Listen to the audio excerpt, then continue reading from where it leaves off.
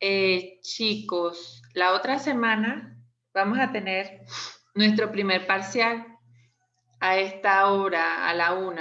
Va a ser así por medio de preguntas, el cuestionario que se pone en el Classroom. Lo voy a hacer así y ustedes enseguida ven la calificación que van a tener. Hoy lo que vamos a ver son, es el último tema.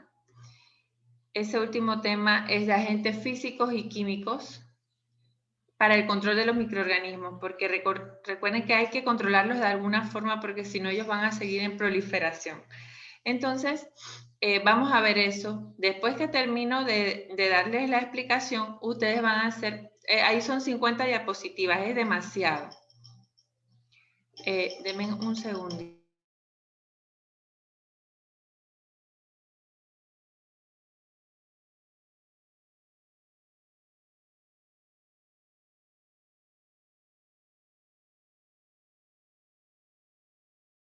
Entonces, chicos, cuando termino de dar las diapositivas, ustedes van a hacer las preguntas, un cuestionario.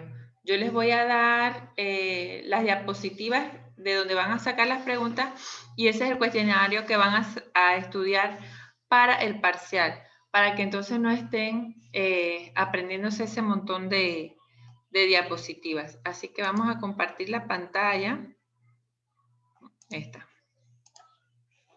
Aquí, como pueden ver, estamos en su Classroom. ¿Qué viene en el parcial? Sería estas diapositivas de morfología y del microscopio. Recuerden que les puedo, que ustedes hicieron una práctica sobre la morfología, cómo reportar la coloración de Gram, así que yo les puedo poner unas figuras de unas bacterias y ustedes realizan el reporte o les pongo el reporte y ustedes escogen cuál es el correcto.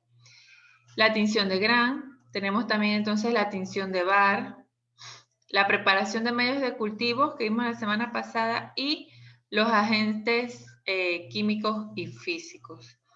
Esto es lo que tenemos. Ajá, sí. Entonces vamos a ver hoy el material. Y bueno, ahí están nuestras diapositivas.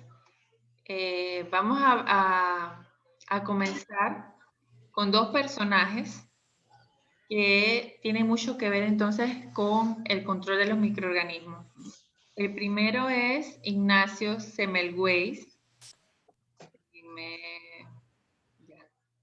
Ignacio Semmelweis era, hoy me quieren llamar todos a esta hora, no puedo contestar. Entonces, Ignacio Semmelweis era un médico húngaro.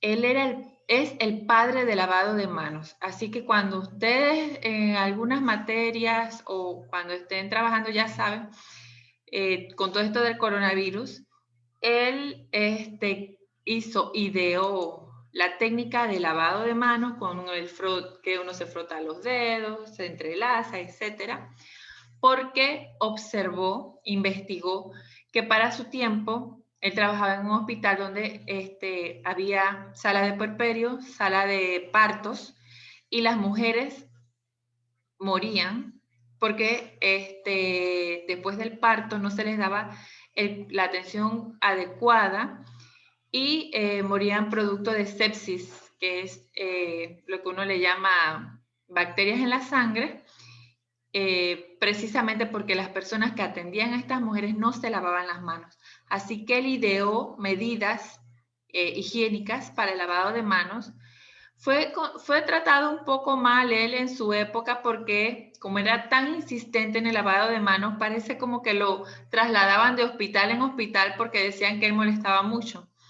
Pero en realidad tenía toda la razón. Cuando se comenzó a aplicar entonces el lavado de manos en el personal que atendía a estas pacientes, entonces bajaron las tasas de mortalidad. Otro personaje, tenemos entonces un médico que se llamó Joseph Lister, y él entonces lo que hacía era que cuando se realizaban operaciones en donde las heridas quedaban abiertas, utilizaba entonces un material cargado de alguna solución antiséptica, envolvía la herida y así no penetraban entonces los microorganismos.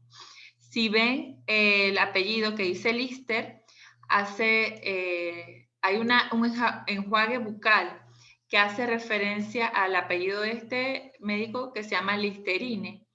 Entonces se debe entonces al apellido de ese médico y es un desinfectante, pues te baja la cantidad de bacterias que hay en la boca, que es muchísima cantidad de bacterias. Tenemos dos formas de controlar entonces los microorganismos, a través de métodos químicos y a través de agentes físicos. Entonces, dentro de ambos métodos vamos a tener dos formas en donde ellos pueden actuar en las bacterias. Pueden ser microbicidas. Microbicidas significa que las bacterias van a morir al contacto con estos agentes. O pueden ser microbiostáticos, que significa que pueden minimizar la reproducción bacteriana a medida que se utilice continuamente. Lo correcto sería, o lo ideal sería, que muchos de estos métodos fueran microbicidas, pero ambos dependen entonces de las circunstancias para los cuales se utilicen. Los métodos o los agentes químicos van a actuar en diferentes partes de la bacteria. Por ejemplo, en el núcleo hay colorantes que actúan directamente en el núcleo, como por ejemplo el yodo. Hay agentes como por ejemplo los alcoholes que actúan directamente en las proteínas de las bacterias y otros, por ejemplo, como los fenoles, que son agentes muy fuertes, cancerígenos, actúan directamente en la pared y la membrana celular de las bacterias. Entonces, cada uno de esos se utiliza en diferentes grupos bacterianos o en diferentes circunstancias según las bacterias que puedan estar presentes. Entonces, las condiciones ideales para que los antisépticos y los desinfectantes hagan su labor, ¿cuáles son? Primero sería que tuvieran una elevada actividad antimicrobiana, que, bueno, ya les había dicho que sería mejor que fueran microbicidas que microbiostáticos, pero hay metodologías en donde se emplean agentes microbiostáticos que es suficiente con eso para minimizar entonces la cantidad de bacterias. Como por ejemplo, cuando nosotros nos lavamos las manos con jabón, cualquier tipo de jabón, lo que hacemos es eliminar algunas algunas bacterias, no se eliminan todas, siempre quedan algunas, o cuando usted lava la ropa, ahí se eliminan cierta cantidad de bacterias, pero la ropa no queda estéril, pero se puede entonces seguir utilizando. Estos compuestos deben ser estables en su preparado. Amiga, ¿cómo estás? Estoy en una clasecita. ¿Es urgente? El número verificador, ¿cómo lo saco, Kenny? El mío. El tuyo, métete a la DGI. Yo te lo voy a sacar, ¿oíste? Te lo voy a mandar. Dale, pues. Dale. Gracias. Ajá. Es una profesora. Entonces, chicos, estos agentes los preparados deben ser estables, o sea que los compuestos no deben, ellos, a medida que pase el tiempo o bajo ciertas circunstancias o de que cambie la temperatura, aún así ellos deben ser bastante estables. Deben ser estables también en presencia de materia orgánica, o sea que no deben cambiar su composición. Sería mejor que no fueran tóxicos para las personas, aunque nosotros sabemos que, por ejemplo, hay personas que son más sensibles al cloro, por ejemplo, no son realmente tóxicos, pero si uno los manipula, hay personas que les molesta la piel, les molesta el respirar, por supuesto no se puede ingerir. Y no deben ser corrosivos. ¿Por qué? Porque uno tiene que limpiar, desinfectar todas las áreas y no vamos entonces a estar dañando todo el material con el que vamos a trabajar.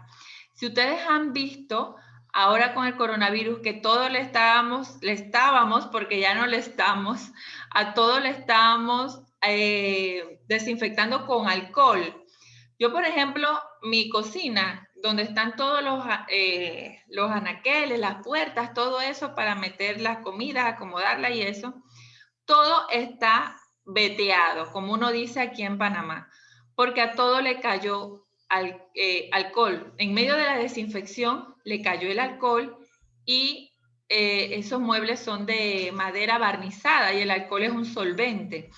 Así que todo tendría que arreglar todas esas cosas porque ya se dañaron entonces con el alcohol. Amiga, escríbeme la cédula. Sí, mándame el número de cédula para buscarlo. Sí. Es que es una cosa muy urgente, chicos. Entonces, chicos, factores, y ustedes disculpen, factores entonces que afectan la actividad del desinfectante. ¿De qué va a depender? Del agente infeccioso. No todos los desinfectantes funcionan para todos los agentes, ya sabemos eso. El tiempo de contacto, a veces que el detergente permanezca en una superficie por más tiempo de contacto es mejor para que elimine entonces así la carga bacteriana. Las temperaturas. ¿Por qué nosotros refrigeramos los alimentos? ¿Por qué congelamos los alimentos? Precisamente porque la temperatura minimiza el crecimiento bacteriano si son a bajas temperaturas. En cambio, si son a altas temperaturas, por supuesto entonces que muchos de los alimentos van a quedar totalmente estériles porque el calor va a matar entonces las formas bacterianas. El pH, si es muy ácido, muy básico, también logra entonces tener una actividad desinfectante. Y tenemos que tener cuidado con que haya algún tipo de interferencias con diversas sustancias. Entonces, si vamos a hablar de diferentes tipos de agentes infecciosos, tenemos que conocer todos los agentes infecciosos y saber a cada uno cómo los vamos a tratar. Porque, por ejemplo, las bacterias que producen la tuberculosis, que son bacilos, recuerden que ellos estaban recubiertos de una gran cantidad de grasa, ¿se acuerdan? Esa grasa impide que no solamente ingrese el tinte o los antibióticos, sino que también ingrese estos agentes desinfectantes. Así que dependiendo del agente, asimismo nosotros vamos a poder utilizar el desinfectante. Voy a ver aquí. El tiempo de contacto, que les había dicho que entre mayor sea el tiempo de contacto puede ejercer entonces su actividad antiséptica. La concentración del desinfectante también es muy importante. Hay desinfectantes que, todo tiene su receta. Cómo deben prepararse, cómo deben monitorearse, a qué tiempo. Entonces, eso también es realmente importante. Tenemos entonces, vamos a ver algunos tipos diferentes de detergentes o de desinfectantes y la mayoría, ¿qué es lo que hace este tipo de detergentes? Lo que hace es emulsionar, como que la parte externa de la bacteria, que es la que tiene la gran cantidad de sustancias lipídicas, va a entonces a ser removida o va a ser licuada y estos agentes entonces pueden ingresar al interior de las bacterias y entonces acabar con ellas. Estos detergentes en su mayoría se denominan jabones y son los detergentes aniónicos. Ellos se utilizan para la higiene de las manos, la higiene de las superficies, de la piel, etc. Y generalmente son bastante amigables, entonces con lo que son las sustancias orgánicas, los tejidos orgánicos, así que no causan ningún daño aparente.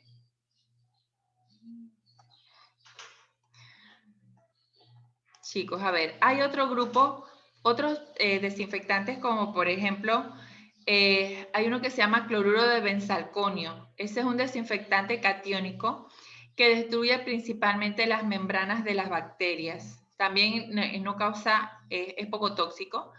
Tenemos la clorhexidina. Si han ido ustedes, y deben haber ido alguna vez al dentista, entonces los dentistas cuando acaban entonces de dar de revisarnos la boca o hacernos todas esas cosas que nos vayamos a hacer, ellos nos dan como un vasito para que nosotros enjuaguemos la boca y eso. Bueno, ese desinfectante o ese antiséptico se llama clorexidina.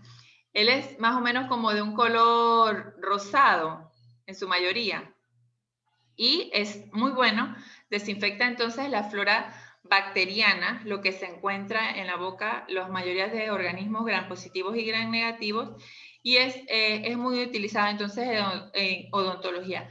Y no solo en odontología, también se utiliza en el resto de laboratorio.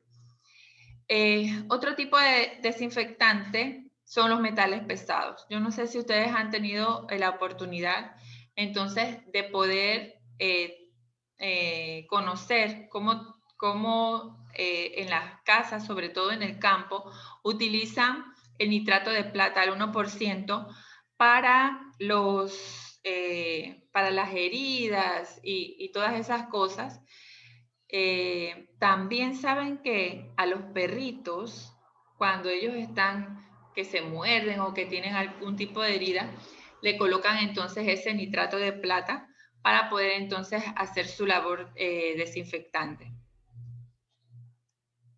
Los alcoholes, que son los que nosotros estamos ahora más acostumbrados a los alcoholes, ellos son compuestos que son solubles en agua. El que más se utiliza es el alcohol etílico y la concentración óptima para que usted pueda entonces saber que va a estar haciendo su labor desinfectante es entre el 60 y 90%.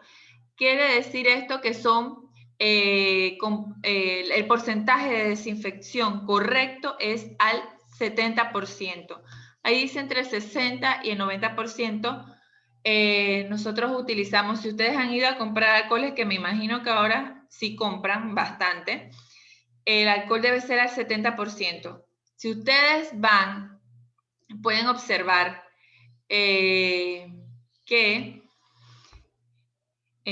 ustedes, hay unos alcoholes que están al 94%. Esos alcoholes no los compren, aunque estén al lado de los que dicen 70%, no tienen la misma actividad microbicida que tiene un alcohol al 70%. El inconveniente es que se evapora rápidamente, pero bueno, para eso hay más alcohol y uno se puede seguir desinfectando. Son de bajo costo, no son tóxicos, realmente no son tóxicos. Las desventajas es que pueden ser inflamables y que también pueden ser corrosivos porque no corrosivos, pero sí pueden dañar muchas superficies. El yodo, les decía que tinturas como por ejemplo la tintura de yodo actúa como un desinfectante a nivel del núcleo de muchas bacterias.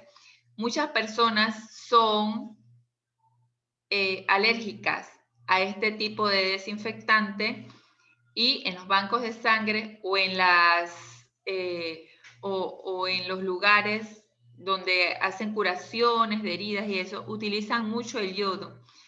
Si es así, siempre la persona que va a aplicar yodo le tiene que preguntar al paciente si es alérgico a esta tintura de yodo, porque por supuesto entonces va a causarle mayor daño.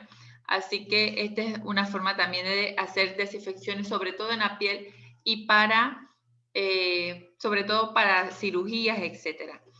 En el caso del cloro, chicos, nosotros manejamos el hipoclorito, es el desinfectante que se utiliza. Él tiene que estar diluido. En su forma pura, no hace su labor de desinfección correcta. Así que para cuando ustedes estén trabajando, que quieran limpiar superficies, la mejor forma y la correcta es que tienen que diluir el cloro en agua. Se diluye en un 5 o un 10%.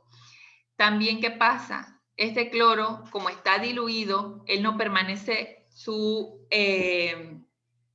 funcionabilidad no está al 100% después de varios días de preparado. Así que si usted quiere utilizar cloro por 1 o 2 o 3 días, ese cloro le va a servir, el diluido. Después de los 3 días tiene que volver entonces a prepararlo para poder entonces que haga su función microbicida. Hay que verificar mucho las fechas de vencimiento cuando ustedes compran el cloro puro y recuerden que a todo el mundo el cloro no lo tolera de la misma forma. La toxicidad es baja, pero tiene una acción potente y rápida. Se aplica a la mayoría de los microorganismos, es de bajo costo. Entre las desventajas es que puede causar dermatitis. Ya sabemos que hay personas que incluso inhalan el cloro y ya quedan entonces con signos de alergia. El peróxido de hidrógeno también, que es lo que uno les dice, agua oxigenada, también puede ser un desinfectante en concentraciones entre el 6% y el 10%. No es tóxico, es de bajo costo. ¿Qué más tenemos? El fenol. El fenol es un compuesto que se utiliza mucho en los laboratorios para hacer diversos preparados, en química, en los laboratorios clínicos, etc. El detalle del fenol es que es un compuesto sumamente tóxico. Con su uso continuo se ha visto que puede generar entonces un cáncer. Así que él sí destruye la materia orgánica. Se utiliza entonces como desinfectante para derrames de sustancias o de muestras en donde se puede comprobar que hay microorganismos altamente contaminantes, como por ejemplo el Mycobacterium, el que produce la tuberculosis. Así que este es uno de los detergentes que se puede utilizar para realizar la desinfección de ciertas muestras que se han derramado y que pueden tener entonces esta bacteria. Así que la verdad es que es bastante tóxico. Es muy tóxico. ¿Qué más, chicos? Otro grupo no son desinfectantes, pero son sustancias químicas que controlan los microorganismos. Entre ellos se encuentran los antibióticos. Los antibióticos lo van a hacer de forma in vivo. Van a controlar los microorganismos. ¿Por qué? Porque nos están causando infección.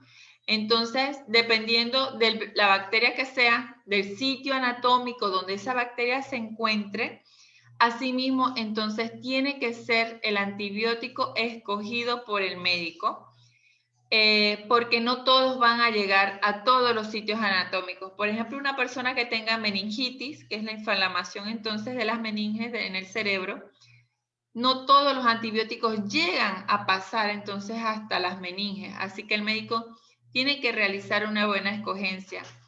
También, chicos, hay que ver cómo se eliminan esos antibióticos, porque unos los hacen por vía hepática, otros los hacen por vía renal, y ellos pueden dañar estos órganos. Así que todas esas condiciones, el médico tiene que pensar en ellos antes de realizar la administración de un antibiótico.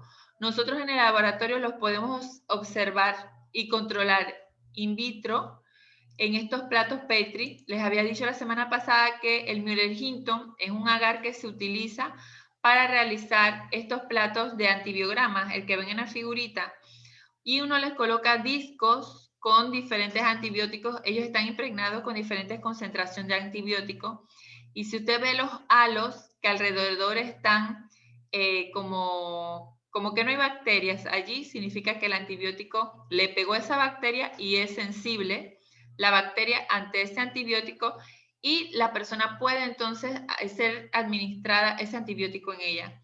Las que no tienen crecimiento, no tienen ese halo, o sea que la bacteria sigue allí crecida, significa que la bacteria es resistente al antibiótico y no se le puede dar entonces ese tipo de antibiótico a esa persona.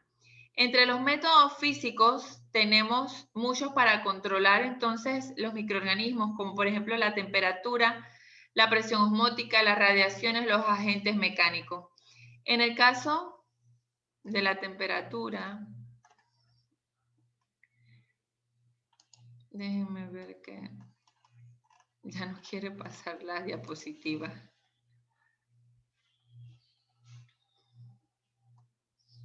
Ya, le volvió en sí. En la temperatura podemos utilizar dos tipos. Sería entonces las temperaturas altas, que lo conocemos como calor, y las temperaturas bajas, que conocemos como frío. En el método del calor es un método simple, económico y eficaz, y el frío depende entonces del microorganismo, de la intensidad, y es un método, ya ustedes saben, que es más costoso.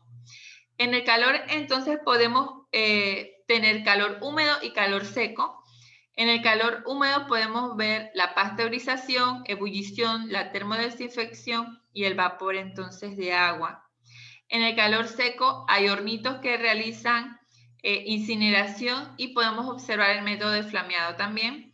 Y por frío podemos tener tres métodos: la refrigeración, la congelación y la liofilización.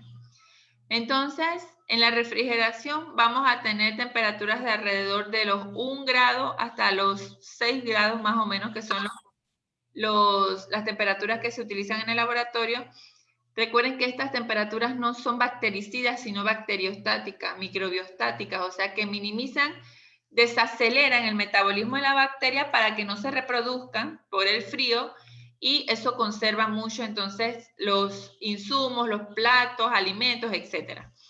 Entonces generan en esas bacterias un estado de latencia.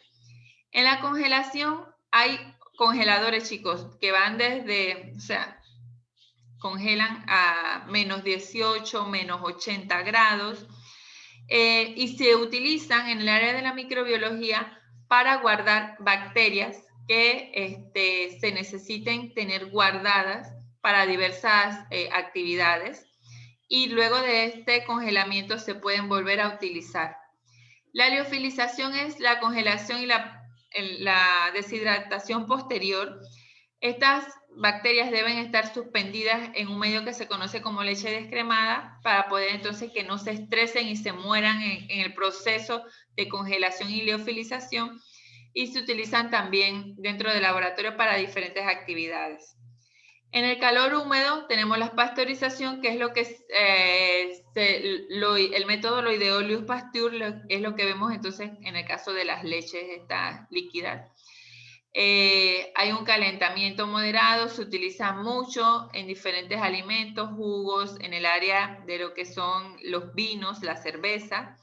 Elimina muchos agentes causantes entonces de enfermedades a través de estos alimentos, como lo es la leche. La ebullición es un método de desinfección, no solamente para sustancias, sino también para insumos como ropas, cubiertos, agua. Destruye entonces muchas bacterias, sus formas reproductivas y sus formas de protección, como las esporas, las destruye. Tenemos también el vapor de agua. ¿Se acuerdan? Si estuvieron en la clase o vieron el video, que el autoclave, uno colocaba los medios de cultivo que estaban en los matraces para que se autoclavaran. El autoclave tiene 121 grados Celsius, una atmósfera, y a 15 minutos se esteriliza entonces todos esos medios, así que actúa como un medio de desinfección. Y hay entonces otras metodologías, como por ejemplo el calor seco en la incineración. En el laboratorio hay unos instrumentos que se llaman mecheros. Los mecheros emiten una flama, y en esa flama uno puede, por ejemplo, flamear ciertos instrumentos. Uno se llama asa. Las asas son como de hierro, y si uno va tomando bacterias para poder trabajar con ellas, uno esteriliza entre una y otra bacteria que se trabaja el asa, para poder entonces que a la bacteria siguiente no se le vaya a contaminar con la bacteria pasada. Así que ella esteriliza muy bien lo que es ese tipo de instrumento. Los hornitos, entonces, que son estufas de calor secos, se utilizan para, sobre todo, materiales de cristalería, de este tipo Pyrex, se utiliza entonces para esterilizar eso. Las radiaciones, la radiación ultravioleta es sumamente tóxica para las bacterias. Entonces, se utiliza en ciertas áreas de laboratorio para poder realizar la desinfección.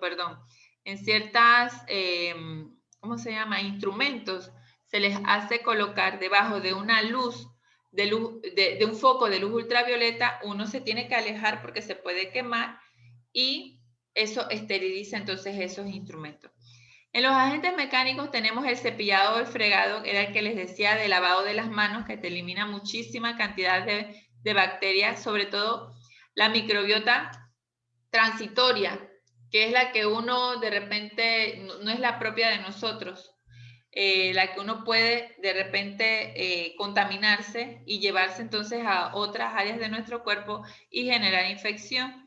Así que esa es una forma de esterilización. La filtración por medio de filtros, se puede hacer pasar una sustancia a través de los filtros y si son más grandes que los poros de los filtros, ellas quedan retenidas. Así que trabajan así, por ejemplo, muchas metodologías para la desinfección del agua a través de los filtros.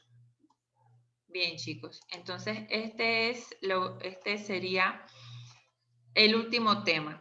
¿Qué quiero que hagan ahorita? Cada uno, les voy a dar unas diapositivas. Déjenme aquí.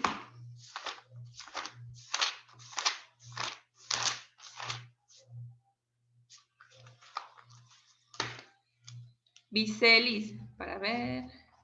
Vicelis, tu diapositiva es la 7 y la 8. ¿Qué van a hacer? Ustedes leen la diapositiva, van a sacar una pregunta, me la van a dictar, yo la voy a copiar en el Word y la subo enseguida, para que sepan entonces que esas son sus preguntitas del parcial. Ahorita hay 10 personas conectadas, así que vamos a hacer preguntas.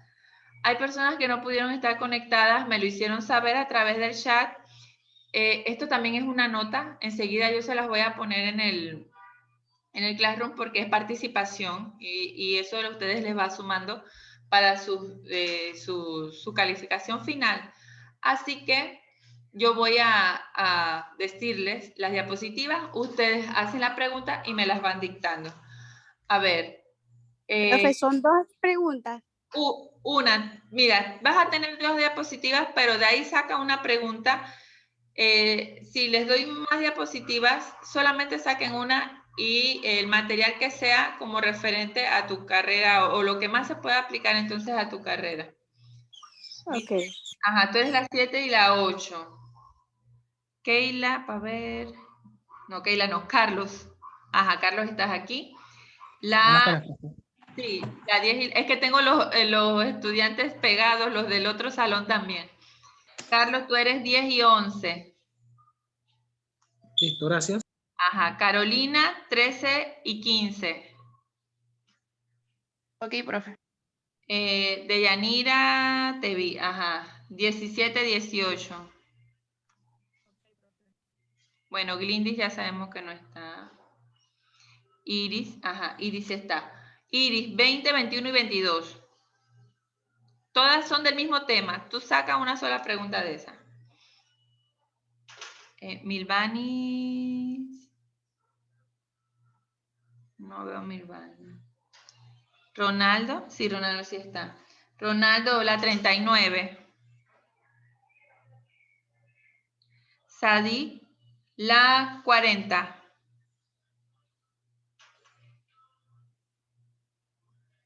Katia. Dígame, profe. Ajá, Sadi, 40. Esa es tu diapositiva. Katia, la 41. Ok, profe. Chicos, Astrid se me queda, ¿verdad? Sí, dígame, profe. Ajá, Astrid, tú eres la 48, 49 y 50. Saca una de allí nada más. Y falto yo, profe. Ruth. Voy, Ruth. Y Daniela, profe. Ah, Daniela, sí estoy viendo allí. Ruth, 43. Ok, profe. Ajá. Daniela, 44. Y ya, ¿verdad?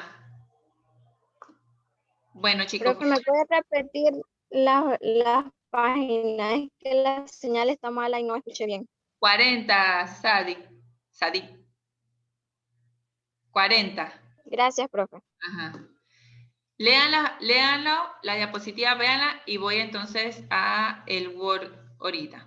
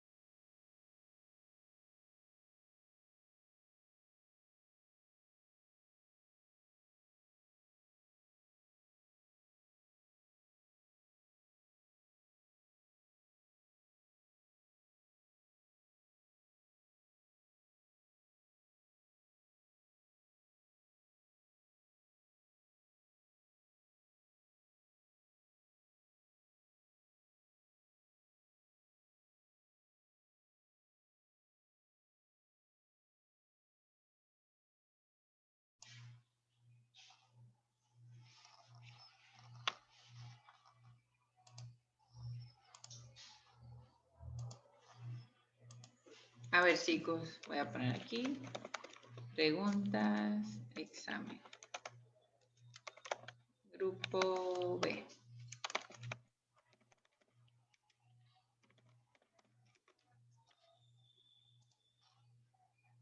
A ver, ya están listos, ¿verdad? Porque era rapidito. Vicelis, era la diapositiva 7 y 8. Me dicen la diapositiva. Y me dicen la pregunta y yo la escribo aquí rapidito. Profe, deme un momentito, que es que no me descargaba las diapositivas por la señal. Sí, dale, dale. Sí. Vamos a ver si está listo. Carlos, ¿Carlos, tú? Sí. Sí, buenas tardes, profe. Hola. Diapositiva 10 y 11. 10 y 11. Ajá. ¿Cuál es tu pregunta? Factores que afectan la función Ajá. del desinfectante.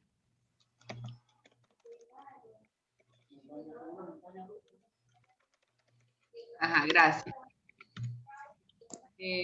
Carolina. La diapositiva era 13 y 15. Ajá. La pregunta es, ¿cuál es la diferencia entre los desinfectantes y antisépticos? ¿Cuál?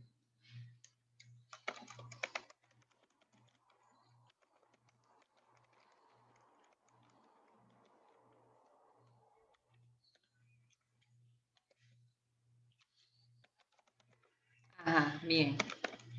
Gracias. Deyanira. La diapositiva es la 17 y 18. Ajá. Y la pregunta es, ¿cuál es la concentración de bactericida óptima?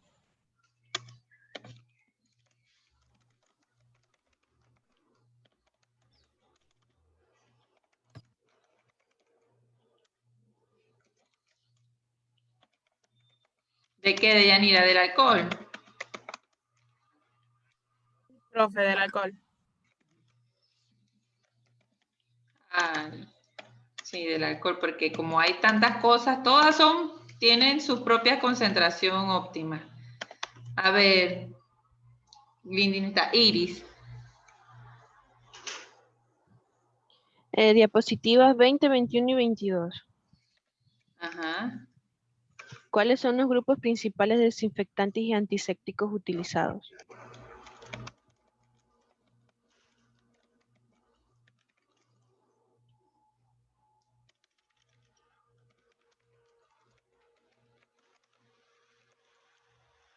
Ay, me quedé, estoy en kinder. ¿Cuáles son los grupos principales de desinfectantes y antisépticos? Y antisépticos utilizados. Ajá.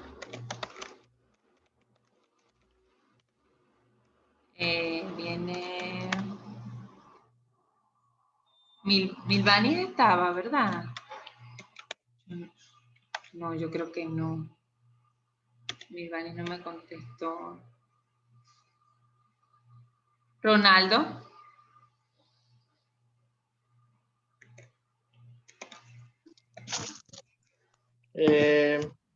Página 39. Ajá. Características de la ebullición.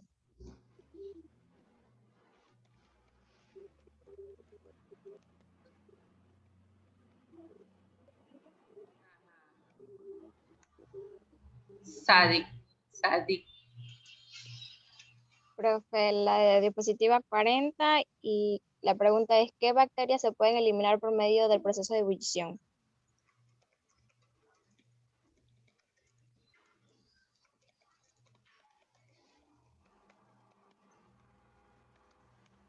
Ajá.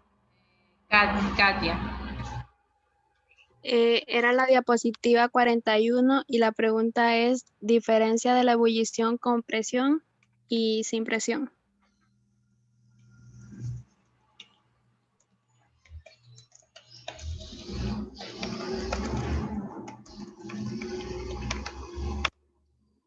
Ajá. Viene Astrid.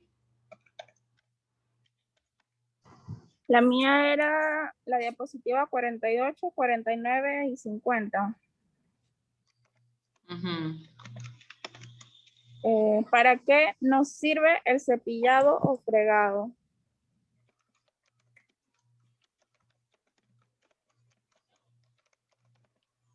Ajá. Ruth. Ajá, productos que se eliminan por incineración. O sea, tengo dos, pero no sé cómo formularlas. ¿Qué productos contaminados se eliminan por incineración? Así mismo. Ok, gracias. Ajá, gracias a ti.